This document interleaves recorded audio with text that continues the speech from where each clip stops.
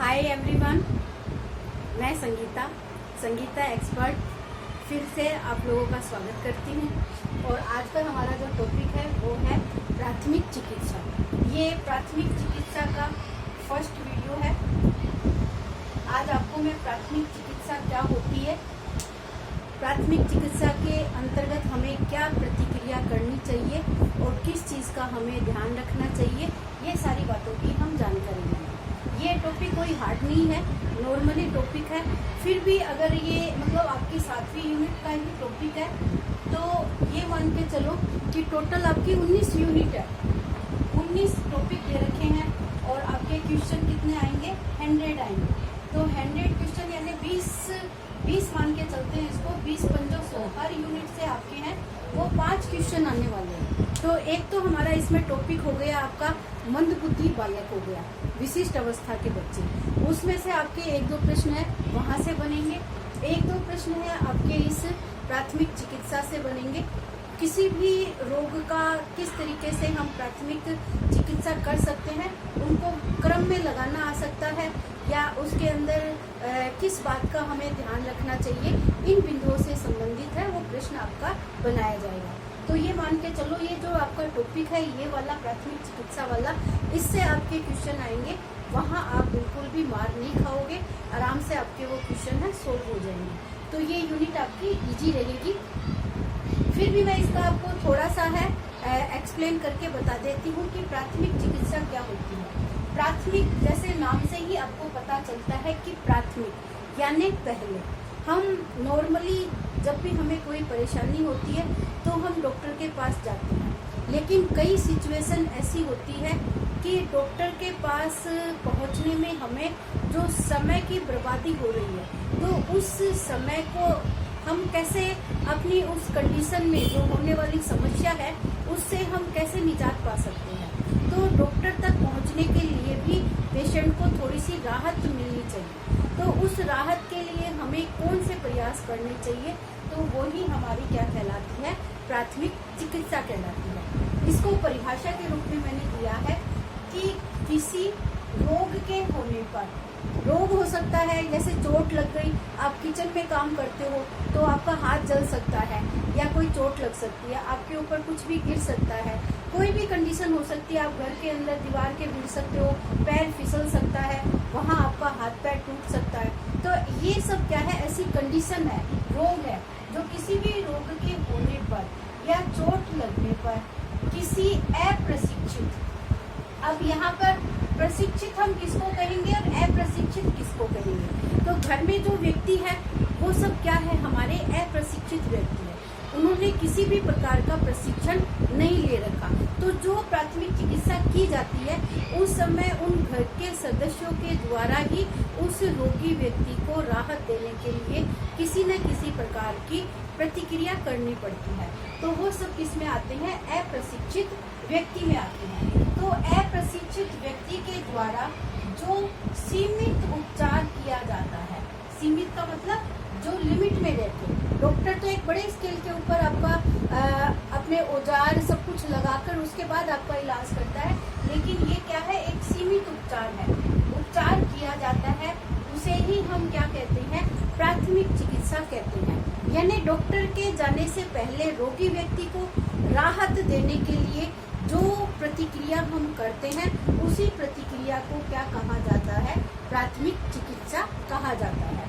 एक और परिभाषा मैंने इसके लिए रखी है, डॉक्टर के आने से पहले, चिकित्सालय तक पहुंचने से पहले, यानी डॉक्टर हमारे पास नहीं पहुंचा है और हम भी चिकित्सालय में नहीं पहुंचे हैं, तो पहुंचने से पहले दुर्घटनाग्रस्त व्यक्ति को दी जाने वाली सहायता प्राथमिक चिकित्सा कहलाती है। तो आपको मतलब समझ में आ गया होगा कि जब हमारे साथ कोई दुर्घटना होती है तो हमें डॉक्टर तक पहुंचने में या हॉस्पिटल पहुंचने में समय लगता है, तो उस समय से पहले हमें प्राथमिक, जैसे रक्त बह रहा है तो उस रक्त बहने के लिए हमें उसके ऊपर किसी भी तरीके की कोई भी पट्टी है वो बांधनी होगी, और उसको बांधने के लिए हमें क्या लगाना चाहिए ताकि वो खून ज़्यादा ना हो।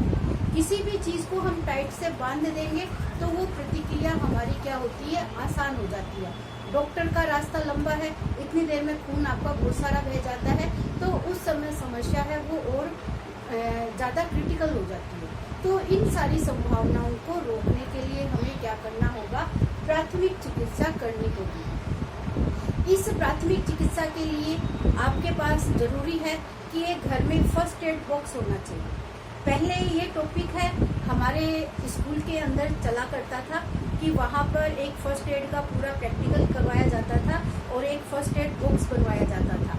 उसके अंदर हर तरीके की पट्टी, कैंची, पिन, डिटोल, आपकी जो एंटीसेप्टिक दवाइयाँ होती है वो रखनी होती थी, चिमटी वगैरह किसी भी समय है वो तुरंत हम रखकर और उससे एक किसी भी दुर्घटनाग्रस्त व्यक्ति का इलाज है वो आसानी से कर सकते हैं। हर शरीर के हर हिस्से पे हमें पट्टी बांधने का प्रशिक्षण है वो आना चाहिए। तो ये भी स्कूल के अंतर्गत 11th और 12th के अंतर्गत ये हमें सारी प्रतिक्रिया है वो सिखा दी जाती थी। यानी शरीर में कहीं पे भी चोट लग जाए तो हमें पट्टी किस तरीके से बांधनी है, कोहनी, घुटने या हमारे सिर के ऊपर हर हिस्से के ऊपर हमें पट्टी बांधनी आनी चाहिए। तो इसके लिए भी दो तरीके की पट्टियां हैं। एक आपकी तिकोनी पट्टी होती है जो घरेलू चिकित्सा के लिए बहुत ही जरूरी होती है। एक आप 1 मीटर का कॉटन का कपड़ा लो और हो सके तो मलमल का कपड़ा लो, जो मैंने आपको परंपरागत वस्त्र में बताया था। जो पट्टियां होती है हमारी वो मलमल के वस्त्र के अंतर्गत आती है।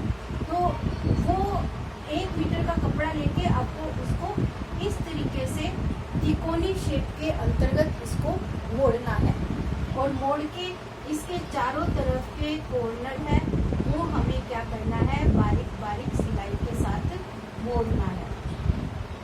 और इनके जो कोने हैं इन कोनों के ऊपर आपको रस्सियाँ बनानी है ताकि आपकी किसी भी स्थिति के अंतर्गत ये तिकोनी पट्टियाँ ओरेब हो जाती है तो इस कारण हमारे शरीर के ऊपर किसी भी हिस्से में, सिर में, पैर में, घुटने में जो मुड़ने वाले स्थान होते हैं उनके ऊपर ये पट्टियाँ होती है बड़ी इजी तरीके से हमारी यूज की जा सकती है। तो ये पट्टियाँ हमारे फर्स्ट एड बॉक्स में होना बहुत ज़रूरी है। इसके साथ ही हमारी मार्केट में पट्टियाँ आती है, एक इस तरीके की 2.5 इंच की पट्टियाँ आती है और एक आपकी 5 इंच की पट्टियाँ आती है।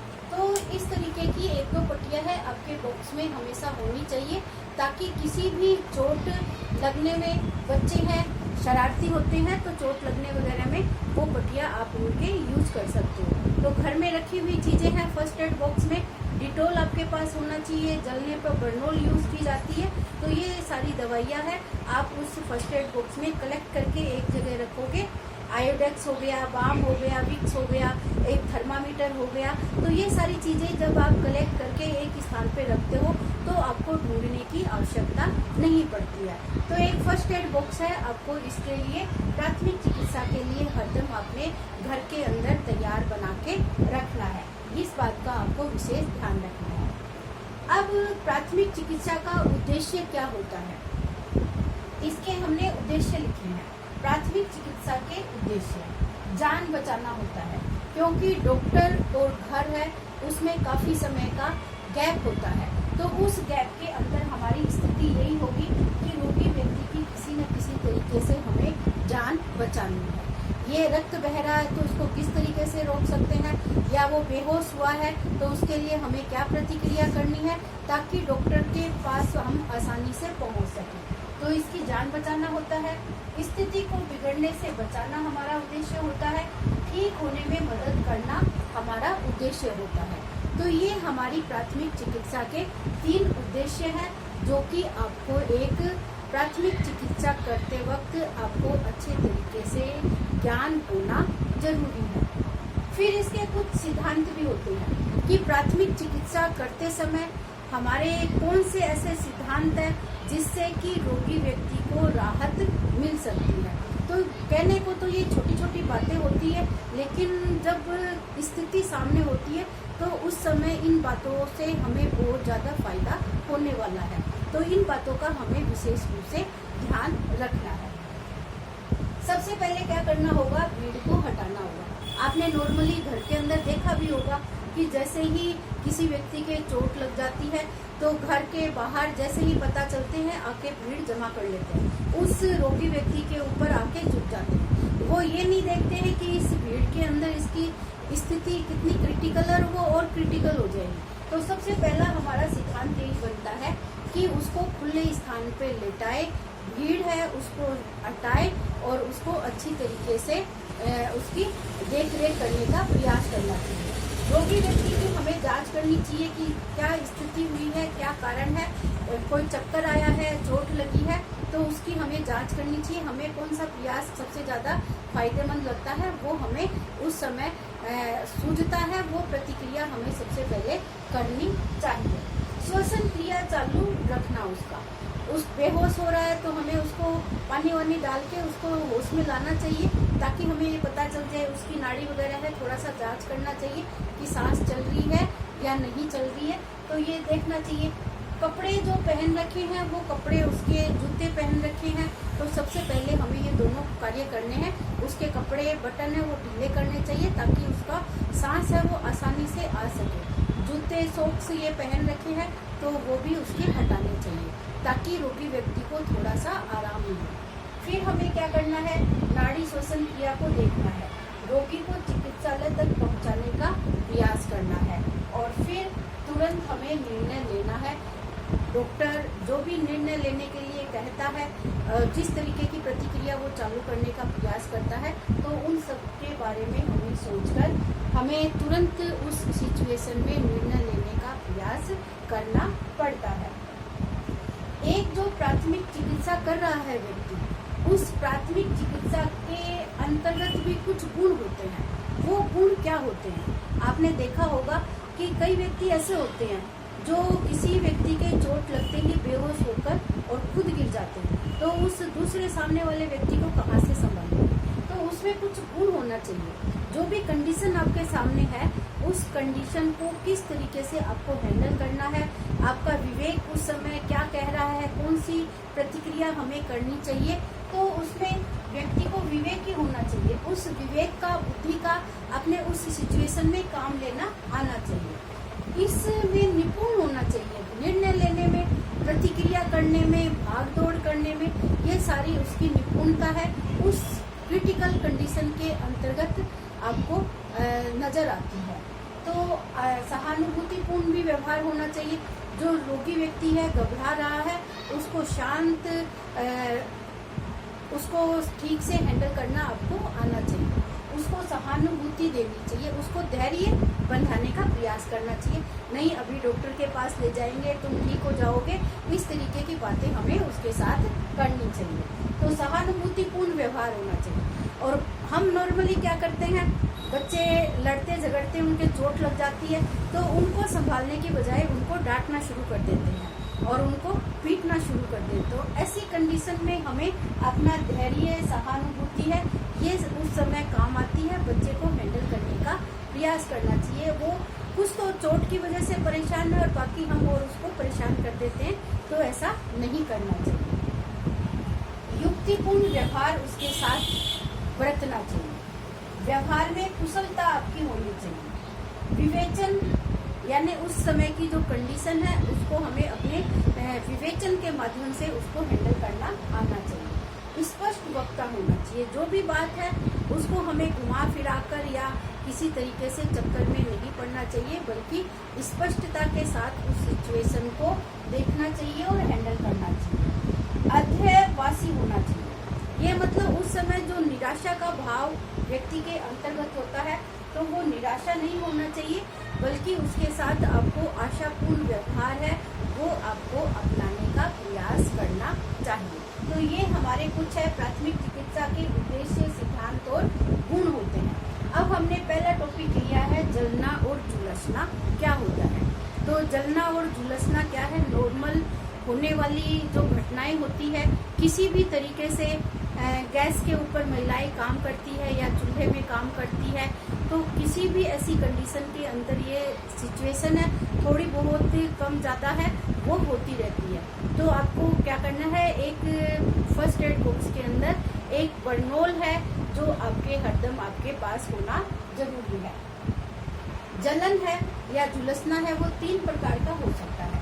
एक तो होता है साधारण जलन और एक होता है विशेष जलन और तीसरी होती है विषम जलन। ये 3 प्रकार की जलन होती है। साधारण जलन का मतलब होता है जैसे किसी भी गर्म बर्तन के हाथ पिट जाना या रोटी बनाते समय रोटी के अंदर जो वायु बनती है वो वायु आपके हाथों में उंगलियों में लग जाना, तो उससे भी क्या होता है काफ़ी जलन होती है, लाल हो जाता है हिस्सा और ऐसी नॉर्मली घटनाएं हैं वो होती भी रहती है। तो ये हमारी साधारण जलन में आती है। तो इस साधारण जलन का सीधा सा उपाय घरेलू स्तर पर करते हैं कि तुरंत उसको पानी में हाथ डालना चाहिए। जहाँ पर भी वो जलन लगी है या जहाँ गर्म लगा है तो वहाँ ठंडे पानी में हाथ डालना चाहिए। बर्फ़ का पानी कर लो या बर्फ़ के ऊपर हाथ रख लो तो इससे उसको ठंडक मिलती है, राहत मिलती है, फफोले हाथ पर नहीं बनते हैं अगर तुरंत ऐसा करेंगे। या इसके ऊपर आलू पीसकर आलू का जो पेस्ट होता है वो हमें लगाना चाहिए। आलू भी जले हुए भाप को बहुत ठंडक पहुंचाने वाला होता है, तो ये भी हम उपाय कर सकते हैं। फिर नारियल का तेल या तिल का तेल, ये दोनों तेल है घर में नॉर्मली मिल जाता है। तिल का भी नहीं मिले तो नारियल का तेल हमारे पास रहता है। नारियल का तेल काफ़ी ठंडा होता है। नॉर्मली आप जैसे हाथ पैरों में जलन हो जाती है या मिर्ची वगैरह का जैसे ग्रीन मिर्ची काटते वक्त आपके हाथों में जलन हो जाती है तो भी हम क्या करते हैं नारियल का तेल यूज़ कर लेते हैं। तो नारियल के तेल और तिल के तेल में चूने को मिलाकर उस जलन वाले हिस्से पे हमें लगा लेना चाहिए, तो उससे भी क्या होता है हमारे हाथों में ठंडक पहुंचती है। तो ये आपके साधारण जलन के उपचार हैं कि साधारण जलन होए तो उसके लिए हमें उपचार क्या करना होगा। फिर है विशेष प्रकार की जलन। विशेष प्रकार की जलन हो सकता है जैसे कढ़ाई में आप कोई भी डीप फ्राई वाला कार्य कर रहे हो तो उस समय हो सकता है तेल का छिट्टा वगैरह आपके हाथों पे लग जाए और लगते ही आपके हाथ पे फफोले आ जाते हैं। तो हमें उस कंडीशन में क्या करना है, फफोलों को फोड़ना नहीं है, ना ही फफोलों के ऊपर हमें पानी डालना है और उसके ऊपर बरमोल लगानी है। फफोलों के ऊपर तेल या चिकना है वो भी हमें नहीं लगाना है। नॉर्मली हम लगा लेते हैं। हाँ, पेस्ट है वो हम तुरंत लगा सकते हैं। पेस्ट से भी बहुत ठंडक पहुंचती है। जो भी हम पेस्ट करते हैं, कोलगेट हो सकता है और बाकी और भी कोई भी आप पेस्ट है वो आप इसके ऊपर लगा सकते हो। तो ये भी लगाने से इसमें फ़ायदा होगा और इससे फ़ायदा नहीं हो रहा है तो हमें डॉक्टर के पास जाकर अपना इलाज करवाना चाहिए। फिर विषम जलन आ जाती है। विषम जलन का मतलब भी क्या होता है, ज़्यादा जलन होना या ज़्यादा किसी तरीके की जैसे आग वगैरह से ज़्यादा हिस्सा आपका जल जाना। तो ऐसी कंडीशन में क्या होता है हमारी स्किन तक की प्रॉब्लम होती है तब तो वो नॉर्मली ठीक हो जाती है। अंदर से हमारे जो मांस वाला हिस्सा है, अस्थि तंतुओं का हिस्सा है, तो वो अगर हमारी जल जाती है तो उससे हमें डॉक्टर के पास जाना चाहिए। ठंडे पानी से वो धोएगा, बरनोल लगाएगा तो उस कंडीशन में राहत मिलेगी। अगर उसने रेशमी कपड़े पहन रखे हैं तो वो रेशमी कपड़े क्या होते हैं जलन वाली जगह पे चिपक जाते हैं। तो ऐसे में हमें क्या करना है, वो कपड़े किचन में जाते समय हमें ये ध्यान रखना है कि रेशमी कपड़ों का हम कम से कम उपयोग करें। कॉटन कपड़े हैं वो आग को ज़्यादा नहीं पकड़ते हैं और उनको रेशमी कपड़ों में आग लगती है तो वो चलती जाती है, रुकती नहीं है, और कॉटन कपड़े में आग लगती है तो उसको हम आसानी से बुझा सकते हैं। तो ये आज के लिए इतना ही। आगे का टॉपिक है कल हम देखेंगे। इससे आगे प्राथमिक चिकित्सा क्या क्या करनी है, किस तरीके की करनी है, तो सब पे चर्चा करेंगे। All the best everyone, thank you.